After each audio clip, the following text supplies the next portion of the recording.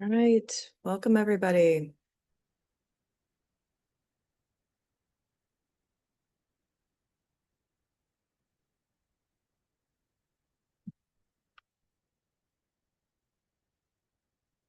Right, as we wait for everyone to roll in here, just going to do a little bit of housekeeping. So if you've been here before, you know that the chat is disabled. It's really hard for me to watch the chat while and making sure that we're going to answer everyone's questions. So please use the Q&A. You're going to find that at the bottom of your screen. And if you have a comment, you can still comment. Don't feel like you have to necessarily just ask a question. And today we are going to be talking about the gotchas that are in NIST 800-171 Rev 3, the things that you need to know now if you are an MSP or an MSSP and you have clients or you're trying to pursue clients that need a CMMC level 2 requirement. All right. So what are we going to cover today? We're going to talk about the key things that are different about Rev 3 over Rev 2. We're going to talk about when Rev 3 is going to be required. So when is this going to be something you need to do? We're going to talk about where you don't have a choice any longer. Maybe you didn't even think about the fact you had a choice, and now we're not going to have a choice in some things. And most importantly, what you need to know right now, especially if you're in the middle of a technical remediation project for one of your CMMC level 2 clients. So if you've never heard of me or you're wondering who I am, Leia Shilobod, I'm the founder of CompliancyIT. We are an MSP. We also do compliance consulting for CMMC level 1 and 2. I speak about CMMC across the country. I love to talk about it. It's my most favorite thing to talk about. I love compliance. I'm a CISM and a CCP, and I also took the CCA, but I never actually sat for the test. A little busy. We're also the creators of the CMMC IT Documentation Toolkit, which is a how to build and maintain a cybersecurity compliance program for NIST 800-171 and CMMC. So I like to take a poll at the beginning just to kind of get an idea about who we're talking to here, helping you understand, you know, making sure I can address everyone's questions. So I'm going to ask a couple questions, and if you could give me a thumbs up if this is you. Are you currently in a technical project for an environment where there is a CMMC requirement? Nobody?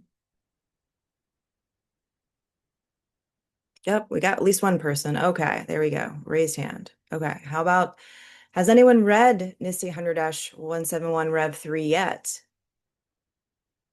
Couple people read it. Okay, that's good. Who's read the federal ODPs, the organizationally defined parameters? Just two people. Okay. All right. Well, guys, NIST 800-171 Rev 3 is a whole new ball game. There are more explicit technical controls in Rev 3 over Rev 2. Some things were kind of like implied, and they wanted to make sure that we really got it this time. There are more explicit requirements for documentation. Again, something in Rev 2 that's definitely more implied. Now it's extremely explicit. There's actually more requirements for the management of systems. So much more an approach to managing the system in a more sophisticated, complex, and comprehensive way.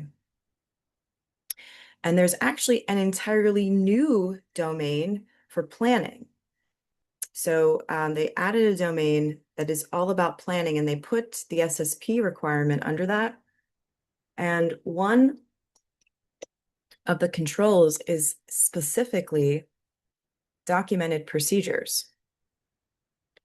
We're going to talk about why that's important in a minute. So let's go ahead and follow the rabbit trail for a moment. So we're going to look at just a real quick spin around Rev 3 and also these ODPs that I'm talking about here.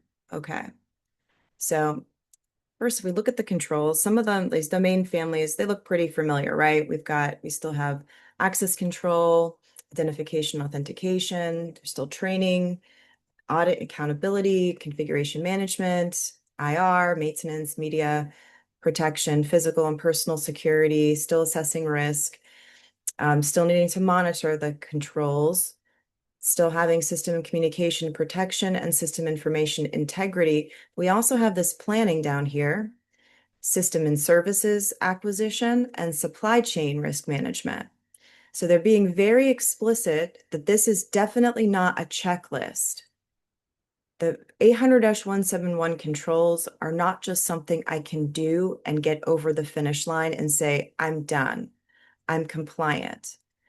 The entire thing is about establishing a program, a cybersecurity compliance program that is explicit, that is clear to manage over time. So one of the things that I did mention already, ODPs or organizationally defined parameters, you might be saying, what is that? So a really great example, we can actually just look at 3.1.1 because we're all probably familiar with that. And in 3.1.1, you need to have a time period for inactivity before disabling accounts and after inactivity, users logging out of the system, pretty familiar. One of the things that it doesn't tell you, though, is what is that time period? And they reference that with this new acronym. Well, it's been there before, but now it's explicit in the controls, an ODP or an organizationally defined parameter. So right now, as you are implementing the controls, you get to choose. So what is the time period for account inactivity before an account is disabled? So you get to choose whatever that is right now. And you actually, right now, you actually do need to document it. They're very explicit now that on what that is. You don't get to choose a lot of these anymore. In fact, when I talked to my contact at DoD who worked on the ODPs for Rev3, the organization defined parameters, he said that anywhere where you see that in the controls, where you see a prompt for an ODP, so that would be like right here, that the federal government, all the agencies got together, they did a group project, and they chose those for us. So every single agency has CUI, right? It's not just a DoD, DOW thing. All of the agencies produce CUI, and it flows out of their agency. So they all got together, did a group project, and identified the ODPs. And then about a year ago, they released this. This is the organizationally defined parameters for NIST 100-171 Rev3. So again, like you get the slides, so you have the links to take a look at all of this stuff. So this is basically what that looks like. So for every single place except for 8 of the places where it prompts you for an ODP, they've told you now what that value must be, whether it's a specific number of minutes, a certain like a quantity of something, amount of time. They've told us now what that has to be. This is kind of difficult to read. It's kind of a pain in the butt. So we actually did a nice little crosswalk here to try to decrypt all of this because we're like, okay, we got to figure this out and we got to figure this out now. We're in the middle of a lot of remediation projects, and we want to make sure that we don't have to like rework. Rework sucks, right? So we want to make sure if we're going to make those changes, that we're going to make changes that will carry us through all of the rest of the iterations of 800-171. So we did this crosswalk, and then we popped in all of those ODPs directly into the controls right here. I made them orange for us to kind of break this down and figure out what kind of impact is this going to have on us and what kind of impact will this have on our clients. And so today, we're going to talk about some of the ones that are going to be the most impactful to you. But before we do that, everyone asks, well, if it's going to be this big of an impact, and I'm in the middle of a remediation project now, do I really have to do it now, or can I just wait? So when will Rev3 be required? Great question. And the answer from DoD, Rev3 is coming faster than you think. Thank you. Thank you, Department of War, for all of that clarity. That was a quote directly from Stacy Bosjanek, the Deputy CIO for the Department of War. It's coming faster than you think. That's a great timeline. So, soon, but, not so soon. So should you pay attention right now? Yes, 100% you should pay attention right now. And should you be applying the changes that we're going to cover today now, if you're in the middle of a technical remediation project, or if you have one in your future? I would say 100% yes. Because in order to remediate properly and pass an assessment with one of your clients, it's a lot of work. And we're going to find out really soon that if you are not paying attention to this right now, you're going to take a lot of that work that you just did, crumble it up in a ball and pitch it in the trash can and start all over again. So let's talk about that. Question from Carly, is GSA requiring this right now? Hey, that's a great question, right? So most of us are just working with Department of War contractors.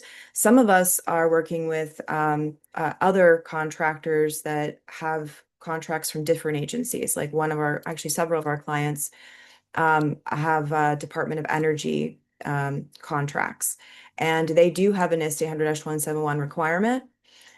So every single other agency besides Department of War is requiring the application of the Rev3 controls.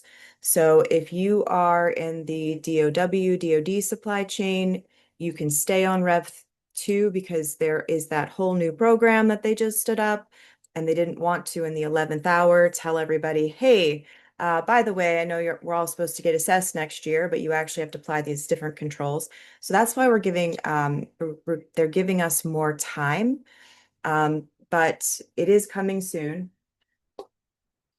It will impact us all. And if you're working with a contractor that's in a different supply chain for a different agency, this is what you have to be doing right now.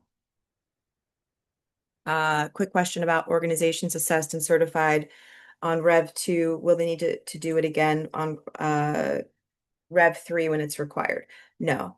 So if your client gets assessed, for instance, this year and gets their certification assessment for Rev2 this year, then and then say that in 12 months Rev3 is required, they will give you a period of time, 18 months, to do your remediation. And your client certificate is going to be good for all of those 3 years because they're not going to force us to go and get recertified in the middle of that 3-year period. You got it. Okay. So what about this impact to us right now? So if you are currently working on, this is all out of order, sorry. Let me just bring them all up then. All right, there we go.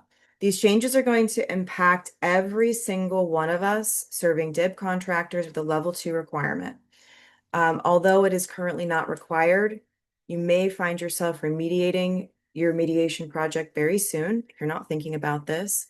Some of these are not small changes, and some of them are very impactful, and some of them aren't that bad. So I've actually indicated on every single one of the slides the little circle in the lower left-hand corner, red or green. So if it's green, not that bad. If it's red, sit up, pay attention. This is going to really hit us pretty hard.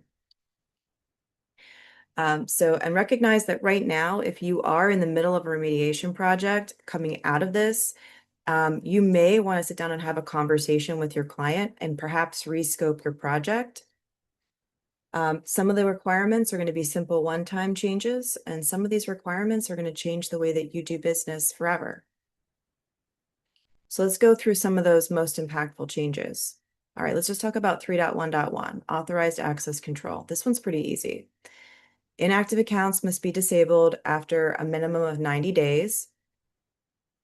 So, and notification of disabling accounts when no longer required. Users are terminated, transferred, permission changes, accounts are in violation of policy, significant risk, 24 hours. Let's just break that down real quick. So this means that you need to be checking for inactive accounts, and after 90 days, they need to be disabled. So you can't just wait for your client to tell you whether or not an account is actively being used. You need to be proactive on that to know if the account is in use or not, and then have a mechanism for it to be disabled, a minimum of 90 days of inactivity. And then for the second one, breaking this down a little bit.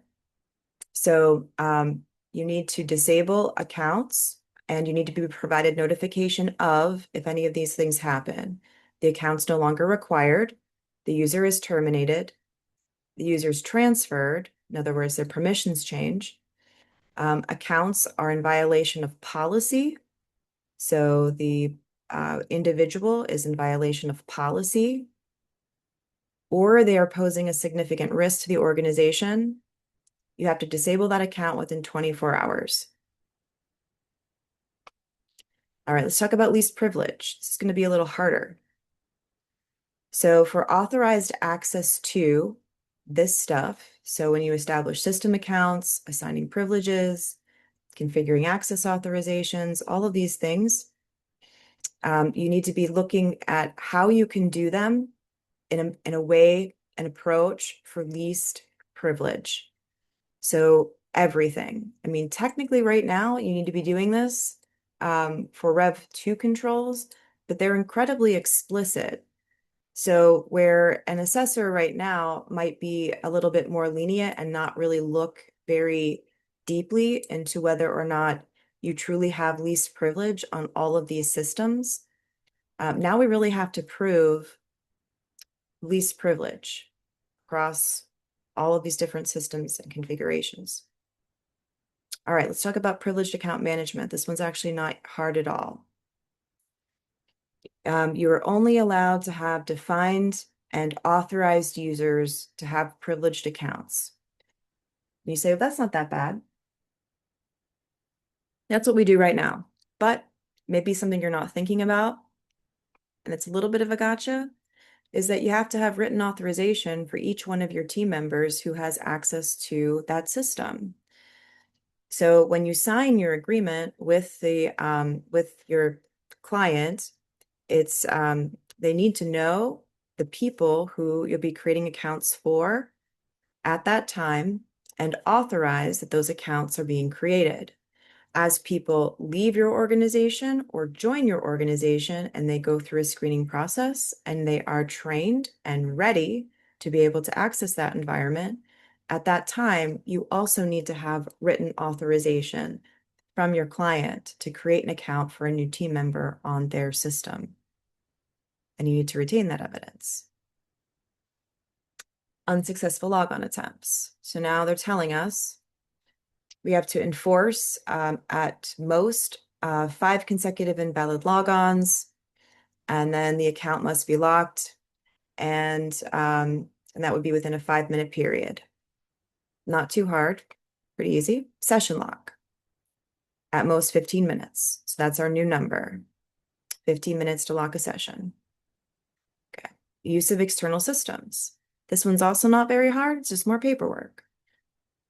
So each time that your client is going to be connecting to any kind of an external information system, they need to have an agreement in writing with specific terms and condition for use of that external system. It has to include the specific types of applications that can be accessed and information that can be processed, stored, or transmitted on that external system.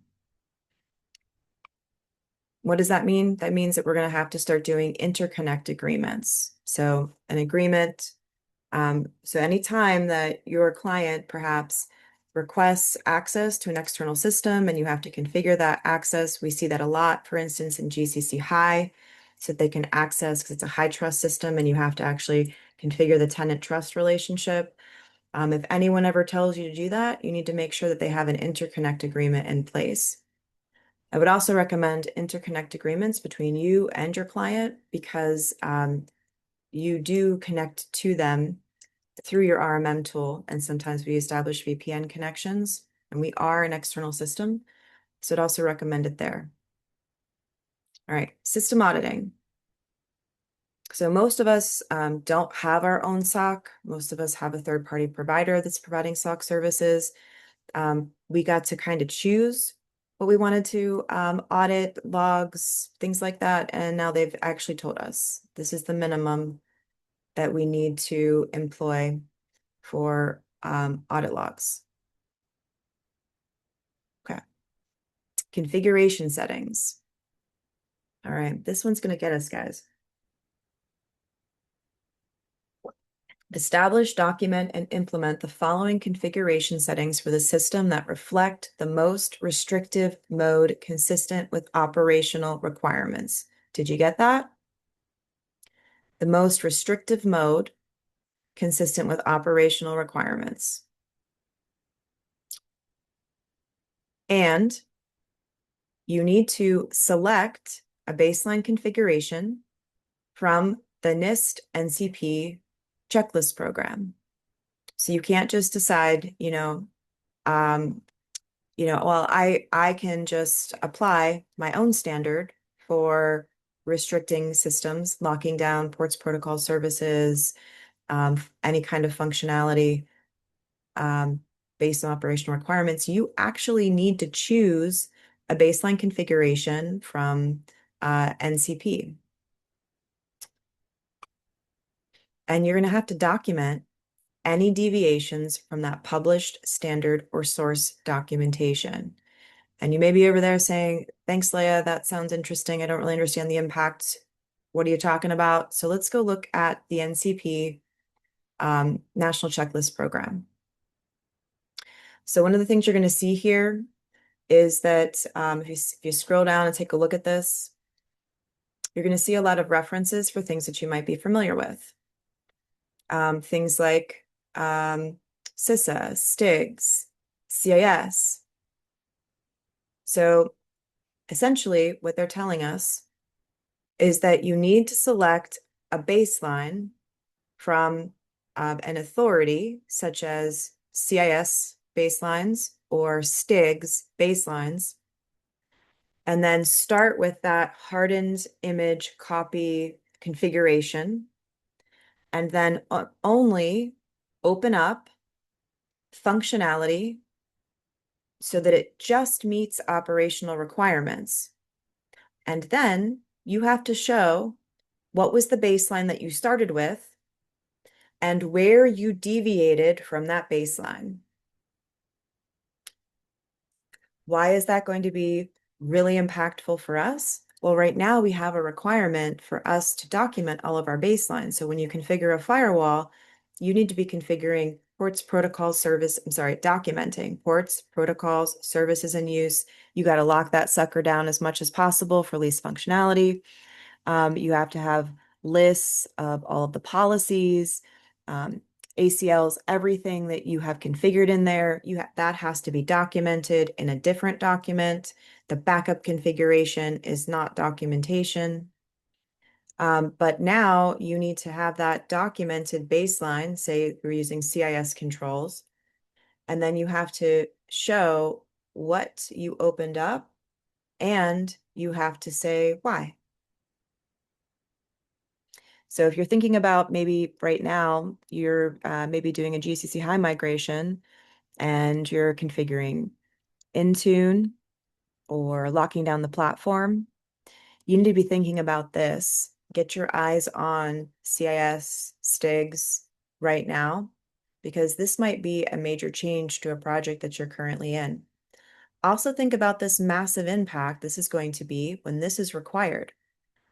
All of that work that you've done to get your clients compliant, you might have to rip it all out and start all over again with a CIS or STIGs baseline, unless you were lucky enough to have started with that in the first place.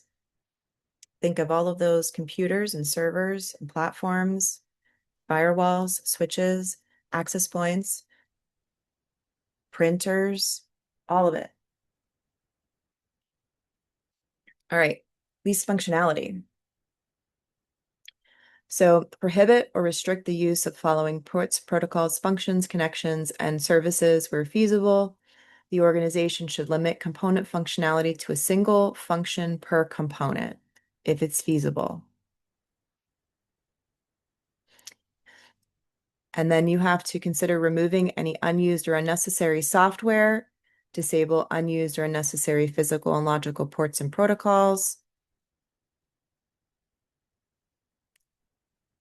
and then employ network scanning tools, IDS and IPS systems, and identify and prevent the use of prohibited functions, ports, protocols, and services. So these are going to be requirements, explicit requirements in the ODPs now. Also be thinking about the impact on your clients when you tell them that this is required. All right, identifier management. This one's pretty easy.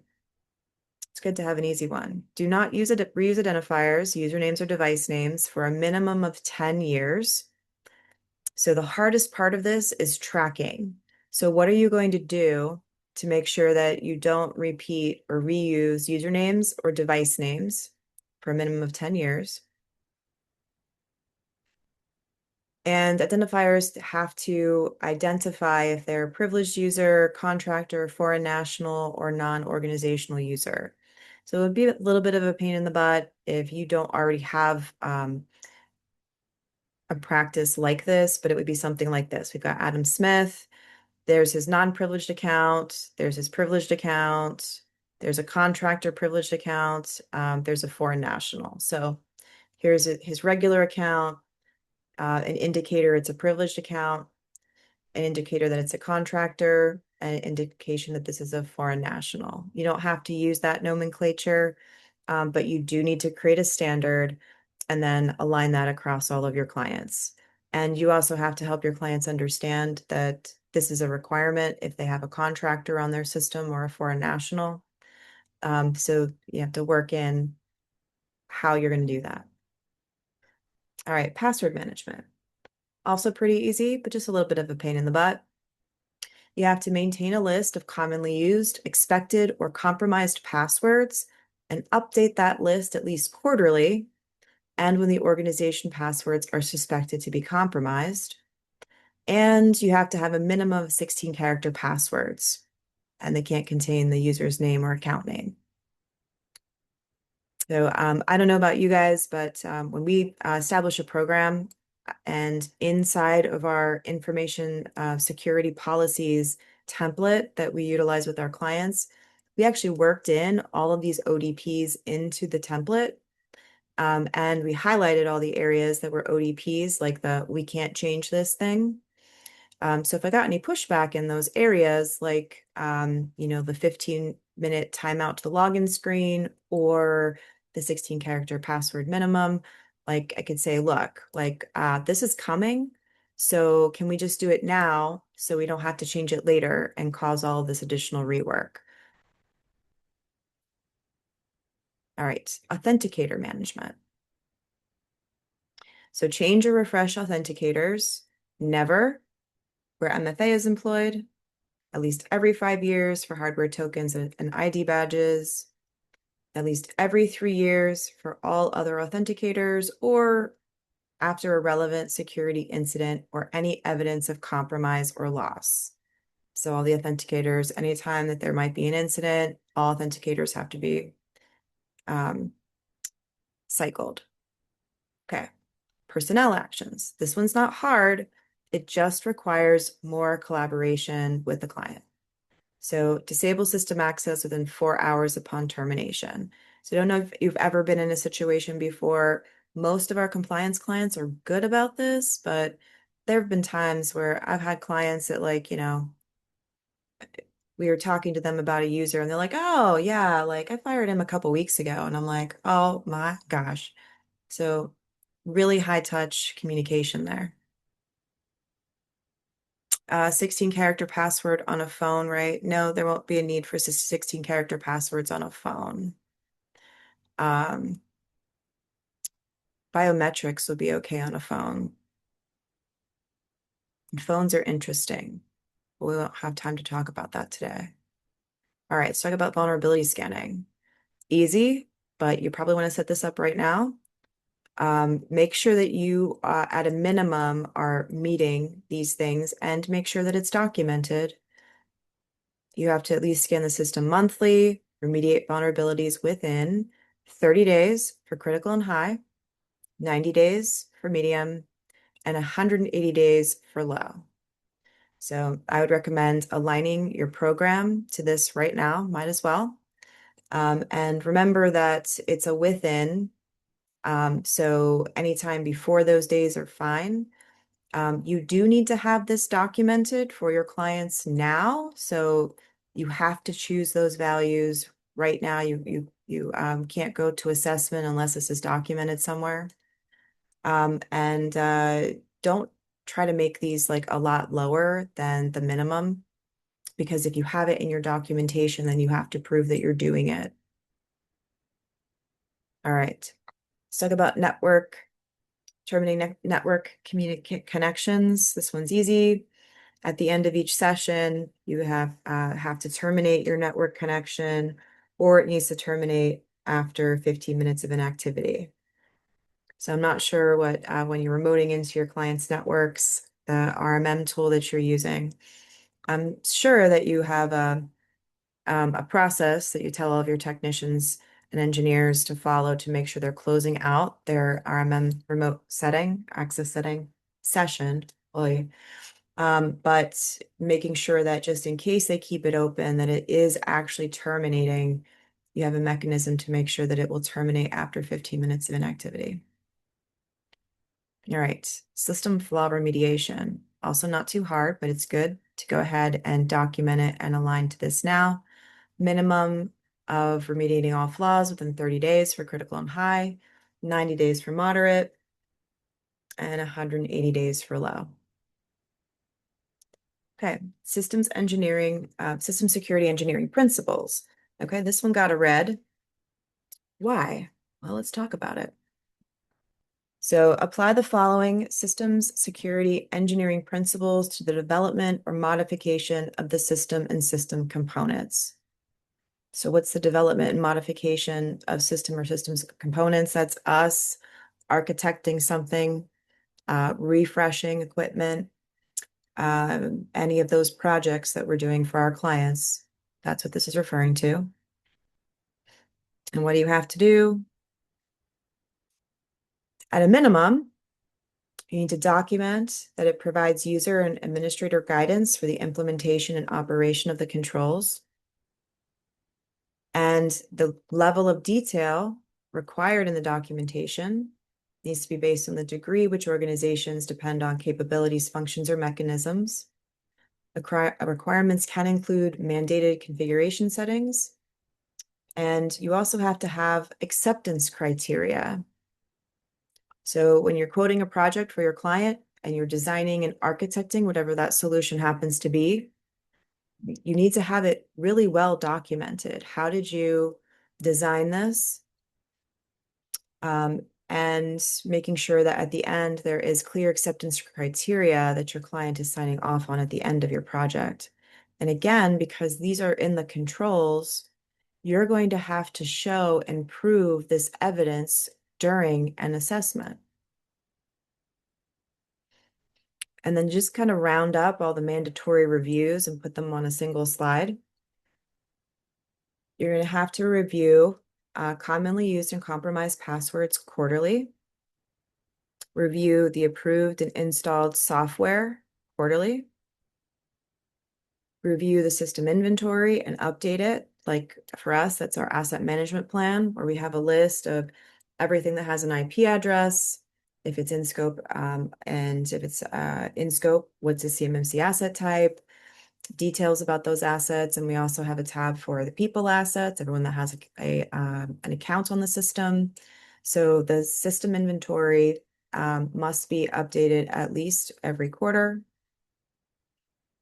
You need to review and update your documented baseline configurations at least once a year. And the policies and procedures must also be reviewed and updated at least once a year. And that includes your policies and procedures that are in scope for your client's assessment. And you also need to make sure that you are reviewing the privileges and roles of the users, and that the list of those users, making sure that everyone has access to only the information they need at least once a year. So the question is, like, what do you do? So the first thing is that you need a system of operating to meet these control requirements. If it wasn't clear going through this and you kind of thinking about what does this look like in the real world, we can't just continue to operate maybe the way that we have. It's not going to be business as usual. We need to make sure that there is a living, breathing way that we're implementing this into the way that we do business and deliver service. And you need a mechanism for high touch, clear, documented communication and collaboration with your clients. So what is that mechanism going to be? You can't just leave it to chance. And you can't just tell your techs on your service desk to communicate well. There has to be a way that we're capturing this stuff and that we are documenting everything. So all of our processes that we use to deliver service, all the configurations on our client systems, the reviews, we have to document the documentation reviews. Did you get that? You have to show that we actually did the documentation review. Those lists, changes, communications, all of that must be documented. So you're going to fundamentally change the way that you operate your business. So what else are we going to do? Well, we're going to show you how to do that next week, because we don't have enough time to tell you how you solve this problem during the short amount of time that we are here today. But that's what we're going to be talking about next week. So digest what we talked about over the next 7 days, and then join me next Thursday at 2 p.m. Eastern, and I'll show you the proven process for compliant MSP service delivery. Because a long time ago, guys, I saw this coming when I looked at those controls for Rev3 and realized this is not a checklist.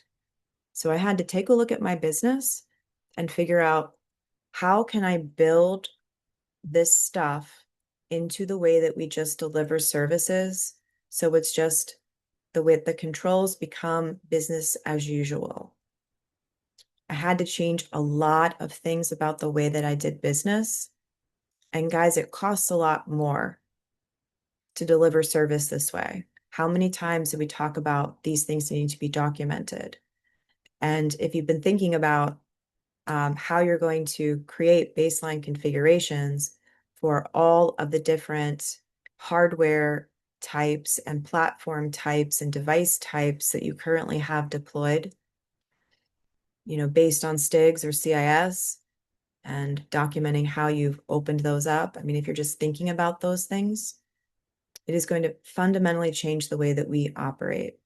And that's actually why I created the CMMC IT documentation toolkit, because I needed that operating system, that way of teaching my team what they had to do in order to deliver compliant services, and then having a documentation set that aligns to the way that we deliver service. So they fit together so that as an extension of our client's business, we can get and stay compliant. All right, guys. Anyone have any questions?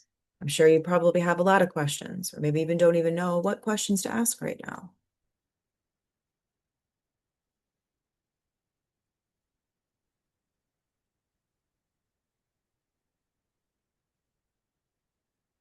All right, tell you what, the slides and a link to the recording will be available as soon as it is done processing. And we will see you guys next week where we talk about how to actually deliver this service. Actually, oh, Carly, thank you. Appreciate the insight into the differences between the NIST versions. Yes, some of those red items are definitely going to be challenging. They are. We're implementing Rev3 here alongside Rev2 because if you just decide to tear off the Band-Aid and make all of these changes overnight across all of your clients instead of trying to figure out how to ease into it, it's going to be incredibly painful. It will disrupt your business, and your team won't really understand the why behind it. So it's very critical. All right, guys. Stay secure and compliant out there. See you next week.